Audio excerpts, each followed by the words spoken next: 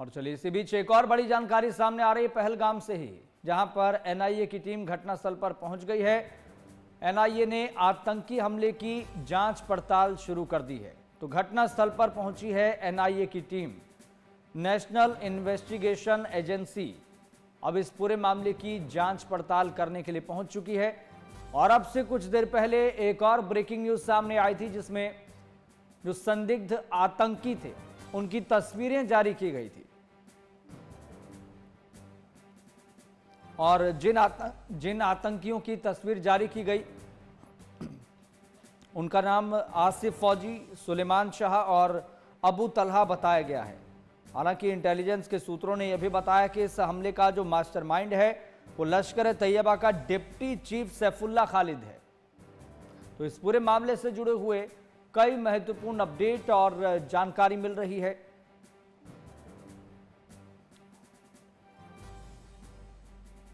तो पहलगाम से बड़ी जानकारी, घटनास्थल पर पहुंची है एनआईए की टीम और कुछ तस्वीरें भी हम आपके साथ साझा कर रहे हैं। तो एनआईए ने आतंकी हमले की जांच पड़ताल शुरू कर दी है और अब आपको ये तस्वीर दिखा रहे हैं। ये तस्वीर आप देखिए, ये वही आतंकी हैं जिन्होंने पर्यटकों पर अटैक किया, हमला किया।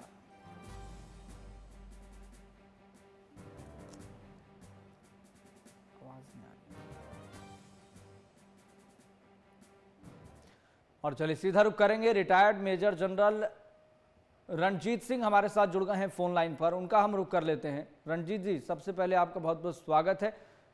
आपको भी जय हिंद। जी जय हिंद। रणजीत जी, सबसे पहला सवाल ये, चूंकि अब एनआईए ने इस आतंकी हमले की जांच पड़ताल शुरू कर दी है और कुछ आतंकियों की तस्वीरें भी जारी की गई है, लेकिन इन तक पहुंचना काफी मुश्किल दिखाई दे रहा है, क्योंकि जिस तरीके से उन्होंने जंगलनुमा क्षेत्र का सहारा लिया छिपने के लिए, तो कितना मुश्किल और क्या चुनौती फिलहाल आप देख पा रहे हैं? देखिए, चुनौती बहुत बड़ी है। मैं ये कहना चाहता हूँ, ये 3 या 4 या 5 आतंकी मारे भी जाएंगे, कोई दिक्कत नहीं है, लेकिन सॉल्यूशन ये नहीं है। सॉल्यूशन बालाकोट से बड़ा करना होगा। हमारे देश की काफी बदनामी हुई है, हमारा थोड़ा सा इंटेलिजेंस फेलियर भी है। एनआईए टीम तो खैर चलो पहुंची है, अमित शाह जी भी वहां पर है, पूरी आर्मी वहां लगा रखी है, लेकिन अभी पूरे देश में आक्रोश है। चुन चुन के हिंदुओं को मारना, लाइक इनोसेंट पीपल, ये बिल्कुल एक्सेप्टेबल नहीं होना चाहिए। बिल्कुल देश में पूरा आक्रोश है, पूरी आर्मी तैयार है, आपके पास है।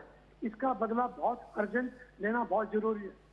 क्या रशिया ने यूक्रेन से बदला नहीं लिया?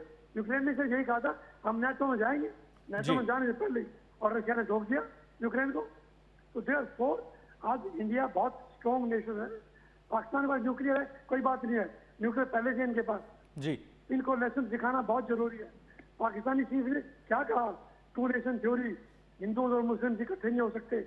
2 दिन पहले इलेक्शन है उसकी स्पीच, उसका जवाब देना भी गोली से बहुत जरूरी है। मेरा अपना मानना यही है जी जी। लेकिन रणजीत सिंह जी, एक यहाँ पर सोचने वाली बात ये भी है, क्योंकि जब कल जैसे खबर सामने आती है उसके कुछ घंटे बाद ये भी जानकारी निकल आती है कि ये आतंकी पहले से रैकी कर रहे थे इस क्षेत्र की, और वो तमाम चीज़ों को ऑब्जर्व कर रहे थे कि पर्यटक यहाँ पर आते हैं, बैठते हैं, फोटो क्लिक करवाते हैं। ये जानकारी भी निकल कर सामने आ गई है। तो क्या इसे एक फेलियर भी माना जाए? हाँ बिल्कुल, इंटेलिजेंस फेलियर है। हमारे वो आईबी के ऑफिसर किस होटल में रुके थे, नेवी का ऑफिसर, आईबी ऑफिसर, हिंदू, इन सब की इंटेलिजेंस कहाँ से गई उनके पास? होटल से निकली है। जिस होटल में उन ऑफिसर्स को रुकना था और उनको चुन चुन के मारा है, उनके पास ये खबर थी। ये बहुत बड़ा फेलियर है हमारा, इसमें कोई दो राय नहीं जी। कहां पर दुरुस्त करने की जरूरत है? देखो जी, जहां जहां इनके अटैक करते हैं, जहां जहां ट्रेन करते हैं, एलईसी के बॉर्डर के पीछे भागे हैं, नो डाउट। पिछली बार बालाकोट में 300-400 आतंकी थे, फौजी भी थे और वहां कमांडोज भी थे उनके। हाँ, इंडिया के पास पूरी खबर है, चाहे सी से, चाहे एयर से और चाहे आर्मी से। We must reply strongly. एक बहुत जरूरी अटैक करना पाकिस्तान के ऊपर बहुत जरूरी है। देश का मूड बिल्कुल उल्टा है, मैं बता रहा हूँ जी। और बहुत हैरानी की बात ये भी है रणजीत जी कि इन आतंकियों के पास ये लॉजिस्टिक, ये वेपन्स, ये कहाँ से आ रहे हैं? क्योंकि खबर ये भी है कि ये स्थानीय आतंकी हैं, ये टीआरएफ ग्रुप से जुड़े हुए थे लंबे समय से और ट्रेनिंग ले रहे थे, इनके पास वेपन्स भी आ जाते हैं, ये हथियार भी इस्तेमाल कर लेते हैं। ट्रेनिंग पूरी चल रही थी। हाँ देखो जी, कुछ तो JNK में जो देशद्रोही है, कुछ तो वो है, लेकिन फॉरेन टेररिस्ट इसके अंदर है। 100% फॉरेन टेररिस्ट इसमें शामिल है। अभी भी देश में JNK और जम्मू पूरा मिला करके 60-70 आतंकवादी फॉरेनर्स आ चुके हैं इंडिया के अंदर। इनको तो चुन चुन के मारना है ही है। इसके साथ लेसन पाकिस्तान को सिखाना बहुत जरूरी है। जहाज ये तैयार होते हैं, इनको तैयार किया जाता है और वो लोकेशन इंडिया के पास है, सिक्योरिटी एजेंसी के पास पूरा है। जैसे बालाकोट था, वहाँ तो hundreds of terrorist were being train. इसी प्रकार अब की बात में हमारे पास नॉलेज है। ये जवाब इसका बहुत जरूरी है जी। जी, और चूंकि एक और जानकारी इसके अतिरिक्त निकलकर सामने आ रही है कि जो इस पूरे ग्रुप को हैंडल कर रहा था वो POK में रहता है। उसका नाम सैफुल्ला खालिद बताया जाता है, जो इस पहलगाम हमले का मास्टरमाइंड भी है। लेकिन वो POK से इस पूरे ग्रुप को हैंडल कर रहा था, ऑपरेट कर रहा था, और बाकायदा इसकी लोकेशन भी निकलकर सामने आ चुकी है, रावलकोट। तो ये तो मतलब पाक अधिकृत कश्मीर से ये अगर पूरा ऑपरेट कर रहे हैं, कश्मीर को दहलाने की कोशिश कर रहे हैं, तो फिर कहीं ना कहीं हमें लगता है कि फेंसिंग के मामले में हो या फिर सुरक्षा बलों की तैनाती के मामले में हो, टेक्नोलॉजी के मामले में हो, हमें हर चीज़ पर मजबूती कायम करनी पड़ेगी। रणजीत जी, बहुत बिल्कुल ठीक कहा आपने।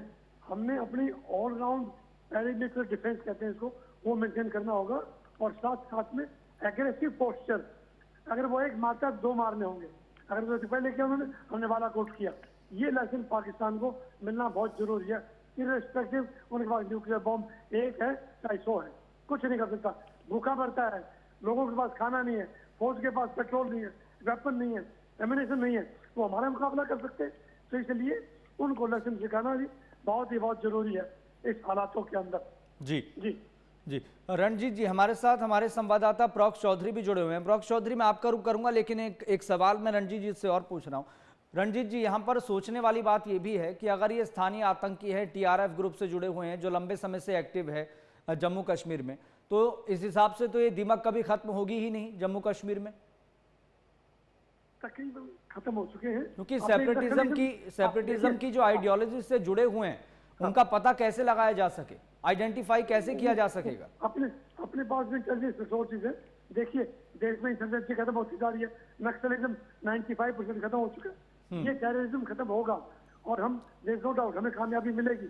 लेकिन जो देश के अंदर जो देशद्रोही हैं, उनको चुन चुन के पकड़ के मारना होगा। बात है, उनकी इंक्वायरी करनी और जेल से भाग जाते हैं। ये सरेंडर और ये अखंड उनके साथ बिल्कुल नहीं चलने चाहिए। उनके साथ गोली जी, पकड़ो और गोली, सीधी सी बात है। कोर्ट में नहीं जाने चाहिए वो लोग, let me very clear. Court में जाते ही वो छूट जाते हैं, प्रूफ नहीं होता है। तो therefore it is very essential आज की तारीख में हमें बहुत तगड़ा एक्शन, और हमारे को आइडिया पूरा है कि इंडिया के अंदर इंडियन ट्रेंड टेररिस्ट कौन कौन है और फॉरेन से कितने आए हैं। 60-70 जी, टोटल तकरीबन हमारे पास पूरी खबर है। एक्शन लेने की बात है बस, बहुत जरूरी, और ये अर्जेंट होना चाहिए। जी चलिए, बहुत बहुत शुक्रिया रणजीत जी, अपना कीमती समय देने के लिए, बातचीत करने के लिए बहुत बहुत शुक्रिया।